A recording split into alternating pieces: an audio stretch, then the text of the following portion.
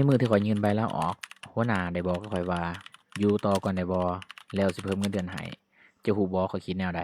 มื้อนี้สิมาเล่าประสบการณ์สู่ฟังเมื่อได้ยินว่าจะเพิ่มเงินเดือนให้คนส่วนใหญ่ก็คงสิดีใจเพราะรู้สึกว่าตัวเองถูกเห็นคุณค่าแต่อยากให้คิดในอีกมุมหนึ่งก็คือถ้าเฮาเฮ็ดเวียกดีมาโดนแล้วเป็นหยังเขาจึงบ่เพิ่มเงินให้ก่อนที่เฮาจะลาออกหรือบางเทื่อสิ่งที่เขากังวลอาจบ่แม่นการเสียเฮาไปแต่เป็นการหาคนใหม่มาแทนบ่ทันเวียกอาจจะสะดุดทีมงานจะมีปัญหาหรือเป็นหัวหน้าเองที่ต้องไปรับผิดชอบเวียกโดยตนเองและหลังจากมื้อนั้นเจ้าจะรู้สึกว่าความไว้ใจจากหัวหน้าบ่คือเก่าเพราะในสายตาของเราเฮาคือคนที่พร้อมจะลาออกทุกเมื่อมีโอกาสสำคัญหรือว่าตำแหน่งใหม่และอาจจะคิดหลายขึ้นก่อนที่จะเลือกเฮาอย่าตัดสินใจอยู่ต่อหรือลาออกเพราะตัวเลขเงินเดือนอย่างเดียวถามตัวเองให้แน่ใจว่าสาเหตุที่เฮาอยากลาออกหั่นมันถูกแก้ไขแล้วบ่อนาคตของเฮาอยู่บ่นี้หั่นยังมีอยู่บ่และก็เขาอยากให้เฮาอยู่ต่อเพราะว่าเขาเห็นคุณค่าหรือเพราะยังหาคนใหม่มาแทนบ่ได้เพราะบางเทื่อเงินเดือนที่เพิ่มขึ้นอาจเป็นเพียงค่าเวลา